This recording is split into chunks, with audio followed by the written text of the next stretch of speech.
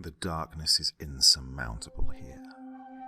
The air reeks of salt water, decaying fish, and other human stenches that I cannot even begin to imagine, even if I felt the desire to. An unearthly black fog has settled over the city, as it does every night, and I yearn for a daylight that feels as though it may never come. The night in Malaviera is oppressive, almost as though it were not night at all, but rather the natural state of the world around the city. Of course, there is hardly a problem with the town itself. The problem is what inhabits the town. Beneath the cover of darkness that invades the streets every night, I can hear the sounds of shuffling, weary feet, drunkenly stumbling towards some unknowable destination, if one actually exists. From outside, I can hear the sharp words of ghouls wandering around, starting fights and wreaking havoc. The one place that they never venture is Port Luna, for all of Malaviera knows never to descend to the seaside before the sun has broken over the horizon. Stories of disappearances and unexplained occurrences led to the superstitions and urban legends of deceiving demons and malevolent spirits haunting the area. Instead, these creatures, for they could never be called human, roam the streets throughout the rest of the city, a nightly disease that infects once dusk falls, that is purged as soon as the sun rises. Life here is almost unthinkably dangerous, and yet I call Malaviera home. The grim undertakings of the nocturnal do not consist of life in Malaviera, rather as a mere part of life. During the day, the city is an entirely different place. The oceanside air carries a scent of tranquility and freshness through the streets. The people who fill the roads with the daily hustle and bustle are polite and kind, and I used to have friends among them. The sun overhead shines down, and when I look out to the sea from the port and behold the glistening waters shimmering beneath the warm sunlight, I think that there is no jewel upon this earth that can rival its beauty. If the city truly is cursed, it only reveals itself at night, when the sky takes on that dark blue hue. The clouds fade under the cover of night, families retreat into their homes and locked doors, and the sea loses that glimmering beauty. I too barricade myself in my quarters to wait out another night. It has been that way for as long as I can remember, and it will be this way until the ocean itself rises, seizes the city in its wet grip, and drags Malaviera down to the briny depths.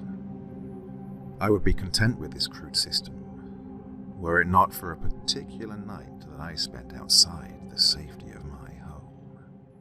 I am a man who has survived a Malaviera night, but at the unexpected cost of my very sanity. Whatever still dwindles within my head presents you with what I can recollect of that terrible night, but with this dire warning: never go outside in Malaviera at night. I was a young man of about 24 years when it happened, and, I am ashamed to admit, I was not of an agreeable reputation. Indeed, I had made mistakes in my life regarding my career choices, though were not it so damned easy, I would not have been bothered. At my side was a fellow whom I had long revered and called a friend. His name was Amicus, and together we managed to successfully swindle many sailors out of their money. Our original scam was a relatively simple one. In addition to docks holding large ships from faraway places, Port Luna also held a thriving market that began at dawn and ended shortly before dusk. Sailors would come to trade with the local merchants, and Amicus and I would disguise ourselves as such in order to fool the sailors into buying our goods. The items in question, such as fruit or spices, were actually purchased from other stores, We would then sell them to eager sailors for twice the price, which meant that we would purchase a dozen apples or oranges for 6 pieces, and then sell them to sailors for 12 or 13 on days we felt particularly bold. On one occasion, we sold a dozen oranges to a group for 30 pieces. They were outraged, but begrudgingly paid the 30 pieces after we informed them that, due to a drought, it had been a difficult season for the harvest. The sailors, who had been out to sea for so long that they had become desperately in need of fruit, were pitifully easy to fool. Over time, our scams became more elaborate. We would take simple balls and paint them to resemble fruit before filling a crate with them, stacking real fruit on top in order to conceal the deceit. We would then deliver the crate to a newly arrived ship for the ludicrous price of 50 pieces. And the captain, upon inspecting the fruit on the top, would pay us. Soon we realized that painting all of the balls was an unnecessary effort, and instead wedged a large piece of cardboard halfway into the box, filling the bottom part beneath it with sand to make up for the difference of weight and give the illusion of it being full of fruit. We garnered a notorious reputation around Port Luna, though our tricks continued to prove effective for many months, as sailors would not fathom our treachery until they had long departed out onto the sea, at which point it was far too late to voyage back to Malaviera. Of those who were so infuriated that they returned to the port to seek us out, we would simply leave the port and not return until we were absolutely sure that it was safe. It was in this fashion that we operated for months, until the day came that I had never anticipated would find me trapped on the streets of Malaviera after dark. Amicus and I were convincing the captain of a crew of newly arrived sailors of the quality of our product, which, for the curious, was a simple crate containing a dozen or so oranges, our carefully made fakes, and the sand, when a delivery boy happened to pass from the same stall that had sold us the oranges a week prior. He caught on to our trick once he spotted the oranges and loudly informed the captain of our attempted trickery, and stated that the oranges were not only soon to be overripe, but were no longer fresh.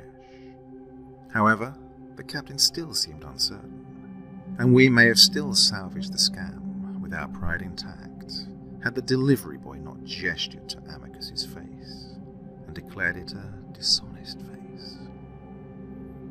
This short remark irritated Amicus so fiercely that he, holding the crate with one arm, made to grab the boy with the other hand, and was so careless as to let the crate fall from his grip. Upon hitting the dock, the crate broke in half, spilling ripe fruit, balls, and sand at the captain's feet. He must have been warned of our scams by other sailors, for at the revelation of our deception, his face became quite red, and he reached for the cutlass at his belt. The first few raindrops of a seaside storm fell as Amicus and I hurried away, leaving the crate where it lay, like a monument of our shameful falsehoods on the dock. Amicus and I were forced to flee from the wrath of not only the sailors, but also the police overseeing the market when the delivery boy alerted them to our tricks. Amicus and I tore out of Port Luna into the streets, spurred onward by that fabled adrenaline rush of fear, as the sailors yelled profanity as they pursued us, and the policemen blew their whistles as they attempted to maintain order. I remember roughly bumping into a woman on the street as I hastened to keep pace with my friend, knocking her to the ground and sending the foods that she had been carrying in a basket into the air, though I hardly noticed at the time. Instead, all that mattered was our escape. Fortunately, at that moment, the clouds opened and a downpour of rain fell.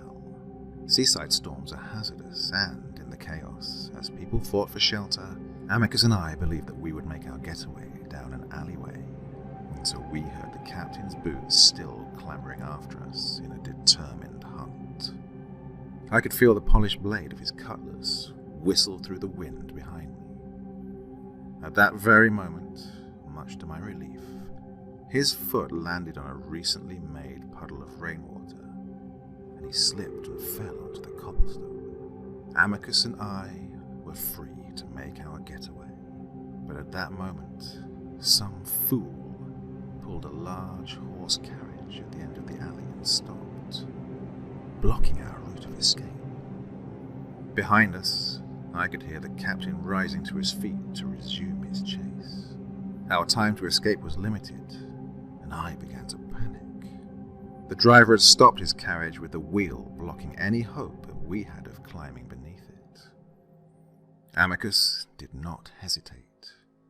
With his superior height, he leapt into the air and seized hold of the carriage's roof. His boots kicked the side of the carriage as he pulled himself atop it, and he looked back to cast me one last, pitying look, before he disappeared over the other side of the carriage, leaving me to my fate. The captain advanced upon me, but at that moment, a policeman appeared at the far end of the alleyway, loudly blowing his whistle. The captain lowered his cutlass in confusion and turned away from me to face back to the policeman. Behind me, the door to the carriage opened, and a man in a black hood, a man whom I presumed to be the carriage driver, peered out at the scene in the alleyway. I wasted no time in pushing the man out of my way and climbing into his carriage before opening the door on the other side and tumbling out, falling to the ground in the process and dirtying the sleeve of my jacket with flecks of mud. Behind me, the man in the black hood closed the doors to the carriage and whipped the reins, spurring the horses onward. I fought to climb to my feet, and I fled, leaving the encounter with the captain behind me. I wandered through the streets of Malaviera, but there was no sign of Amicus. The rain fell like a veil, cloaking the figures on the street from my view, making it even more difficult to find my friend. The storm was overpowering me now. The screaming gale nearly forced me off my feet. I knew at once that I should seek shelter. Unfortunately, or through some cruel karmic retribution by the will of an angry god, my residence was on the other side of Malaviera. The storm was growing in intensity, so much so that debris was beginning to fly amongst the fierce winds. Water was flooding the streets as puddles formed, overflowed, and grew to consume the bricks. I was desperately in need of a place to wait out the storm, so I began searching the shops that adorned the sides of the street for one that was open, but to no avail. I was getting far too late for any respectable establishment to have its doors open to customers. Rather unwillingly, I found myself huddled deep in an alleyway. The rain soaked my clothes and chilled me down to the bone. It was there that I suffered for an unknowable amount of time, though the buildings around me weakened the wind to a slight, frigid breeze, and the downpour was barely tolerable. By the time the rain stopped, I was shivering. My clothes were damp, and each movement that I made sent droplets of water flying from my body. My shoes were nearly ruined from being submerged for so long in the growing ocean that had once been the street, and my toes were numb from the icy temperature. When I exhaled, a cloud of white mist emerged from my mouth, and my spine would quiver. I was shaking, though I know not if it was from the unbearable cold or the sudden realization of my predicament. Even from where I was hidden in an alleyway, I could see the sky above, though I already knew what would be waiting for me, my stomach sunk deeper and deeper as I slowly left my refuge for the Malavieran streets, my gaze still fixated on the sky. a waning, gibbous moon, cloaked behind clouds of stone, hung within an abyss of black that sparkled with white stars. I was in disbelief, though I could not tear my eyes from the sight of a night sky. I hadn't seen one in so long, and I believed that I never would, so long as I lived in Malaviera. But here I was. I was so suddenly overcome with emotions of such a powerful fear that when I finally did manage to tear my gaze from the moon, my face contorted in a wide smile, and I began to laugh until tears were streaming down my cheeks, and my breathing had turned ragged and tired. A memory of an event that had taken place mere months before that night had come to mind as I stood, shaking in the frosty night. I had been in my den, taking shelter for the night, when from outside came a sudden ruckus. A panicking man was running from house to house, banging on the doors. Even now, so many years later, I can remember the sound of his screams. "I'm not one of them. I don't belong out here," he was shouting, pleading to be led inside. I had the blinds pulled over the windows, yet I still ducked down in front of my desk when he came to my door and rapped his fists on the wood. "Please, somebody, they're coming." I froze in place. I did not dare to rise from my chair to cross the room. From where I was safe inside my own home, I listened to the man attempt to rush to the next house, but I never heard him knock on the door. He began to scream, and then his screams turned to howls, and the howls to whimpers, before all outside was silent. As quietly as I could, I rose from my chair and went to my bedroom, before closing and locking the door and tiredly climbing into bed, where I would toss and turn for the rest of the night. The morning after, I left my home to see a tattered jacket lying in the street, in the same area that the man had been shouting. People trampled on it as they made their way down the street. Was that to be my fate? To fall victim to whatever foul nightmares prowled the streets in the darkness?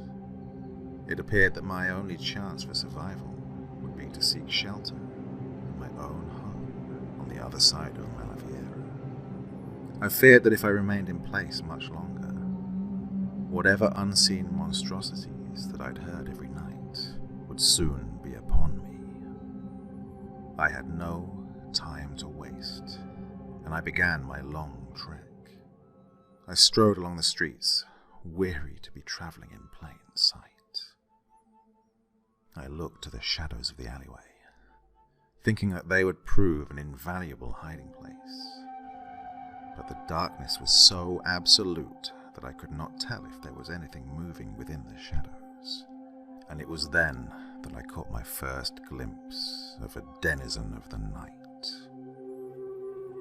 He looked to be old, as his hair was ashen, and his black eyes seemed sunken, and filled with a hollowness dug through years. His crooked teeth smiled at me beneath a wide-brimmed black hat, and his black trench coat seemed long, almost too long. He was a tall man, so tall in fact that at first I believed he was levitating in the air. Startled by his sudden appearance, I quickened my pace, leaving that vile alleyway behind me. I dared not look back over my shoulder, for fear that he would be following. It wasn't until I reached the end of the street that I ventured a quick glance over my shoulder, and saw, to my immense relief, that there was no one. My relief was short-lived, as I looked back down the street and was met with a shock. I was fully aware that the amount of nighttime ghouls wandering the streets of Malaviera was vast, though I was not aware of the full scope until that very moment. The street was lined with a wide array of strange creatures, and I now knew that my assumption of these nighttime stalkers not being human proved to be true. The pungent stench of decay and squalor filled my nostrils as I stood, paralyzed by the horrifying sight before me. Creatures sat in doorways, motionless, paced the streets, restless, or stood huddled in unsettlingly close circles, whispering in indiscernible voices. None of these nocturnal freaks seemed to pay me any attention, however, so I wondered if it might be possible to simply walk down the street. My only other option was to detour through an alleyway, but without knowing what sinister entities lurked in the shadows, I could not bring myself to enter the alley. Trying to keep myself from shaking so harshly, I began walking down the street and past the ghouls. As I wandered past a circle of people who had no color to them whatsoever, not on their skin or clothing, I could catch only a few select words. Catalyst, crystal, gates, oblivion. Before the group went silent when I approached, while keeping their heads bowed in the circle, unmoving. I passed by a man in a faded grey cloak, who was lying against a shop, and peered at him as I passed, only to discover, to my horror, that he had no face beneath his hood, though as I stared, two eyes began to push outwards through his skin, before the skin opened, pushing the eyeballs out onto his face, where their brilliant blue radiance watched me. When more eyes began to appear on his cheeks, forehead and chin, I walked a little faster, and hurried away while feeling the heat of their intense gazes on my back. It took everything that I had not to break into a sprint, though my face glistened with sweat, and I now buried my hands in my pockets to hide the shaking. My breathing was heavy, and I struggled to quiet my gasps. At this point, I hadn't even made it halfway down the street. Nothing about this was natural. The monsters were real, and they had come. I passed another circle of colorless people, catching a few more words. Ends, Corsair, Syndicate. But I was almost wheezing. Finally, I reached the end of the street, where a raven-haired woman, wearing black clothing and holding a white umbrella, was standing with her back to me. She looked around at me and caught my eye. Her face was pale, her skin almost ghostly. The lady turned to face me, slowly reaching out a weak hand. "Please, are you here for me?" she asked in a voice that was little more than a whisper. "So empty, so cold." "No," I stammered, backing away as the empty lady slowly moved closer, her hand still extended. "I'm sorry, I can't help." Suddenly, a rough hand clamped down on my shoulder and pulled me so violently that I was nearly yanked off my feet. Instead, I whirled around to find that a sailor, completely covered from head to toe in a muddy grime, had grabbed me in his cold, unyielding grasp.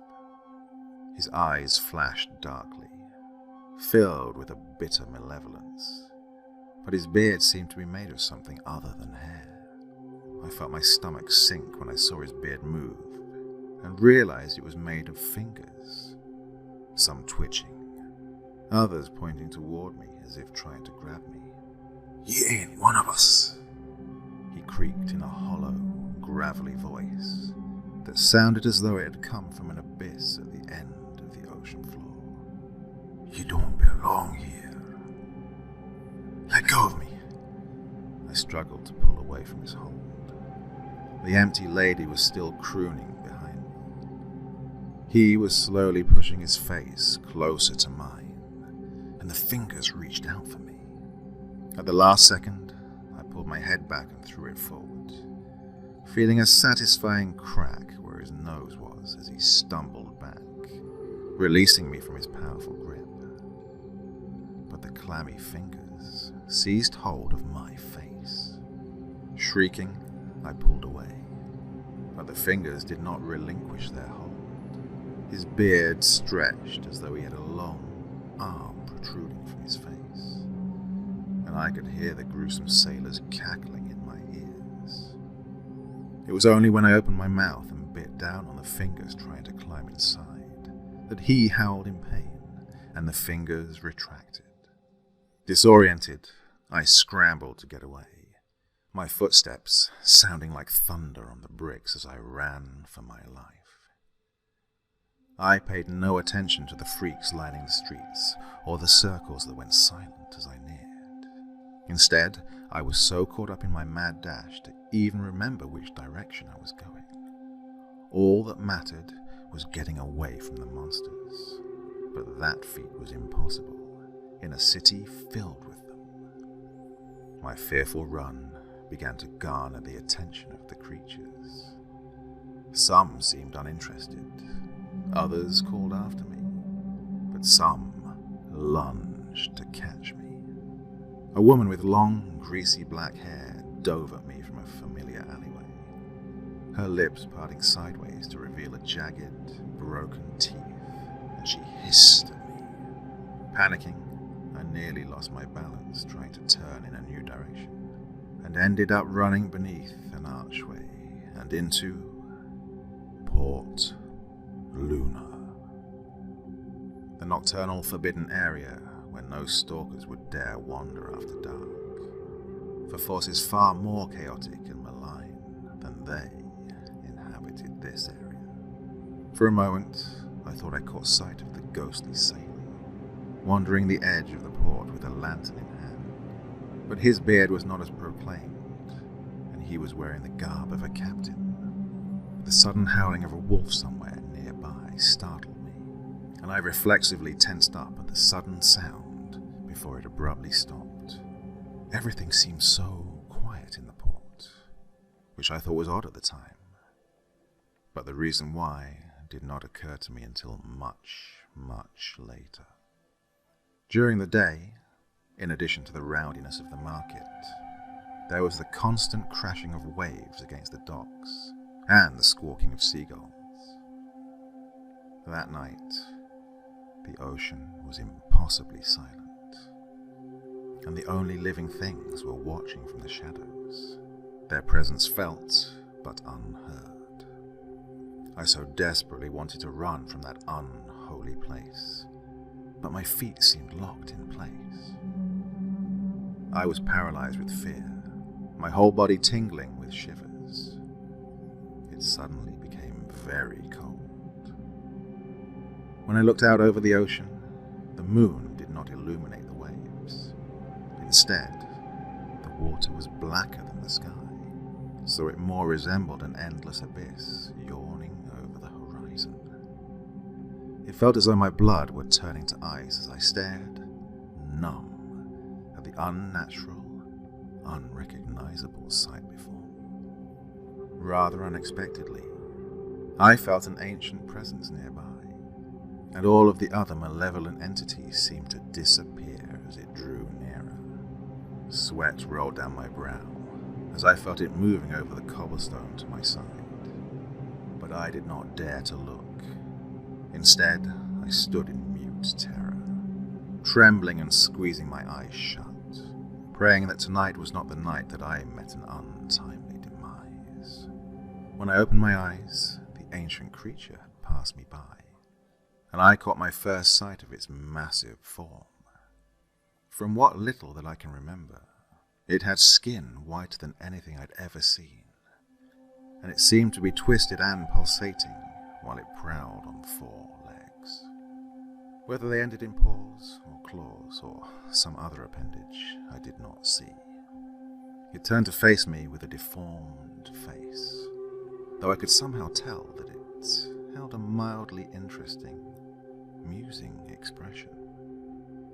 Its eyes were hollow, but all-seeing. Its mouth was permanently open, as though it had not finished what it had to say, and it never would. This indescribable creature surveyed me for a moment, and then it spoke in a voice unlike any human's. This was a voice that a human would be incapable of making, for it resonated with eons of life and whispers of debilitation. It did not move its mouth to say those 3 words that have haunted me ever since that night, echoing in my dreams and hiding between the sentences of everything that anyone has spoken to me since. At once, I regained control of my body and turned to flee from that repulsive moment, and I have never returned. I do not recall how exactly I returned home, for my mind was a spiral of madness for many months after my encounter with the ancient entity. But despite my slow recovery, I have not remembered. Even most of the creature's form is a blur in my memory, as the mere sight unraveled my mind for quite some time. From what I have been told, I was found in my house the next day, raving like a madman and laughing to myself. I spent many years in a recovery clinic, and I have not seen Amicus since his abandonment that night. Now, years later, I live my life quietly in Malaviera. I've found honest work, and am often inside my house hours before and after night falls over the fair city. Somehow, I know that I will never be able to leave. But those 3 words that the creature spoke are forever engraved in my mind. Even writing them now sends shivers down my back and a dull pain through my head, despite my uncountable nightmares about the ancient entity saying those 3 words. I've tried to forget. I now write them, hoping that I find some solace in revealing my knowledge, and praying whomever reads them will someday find that they do not also remember.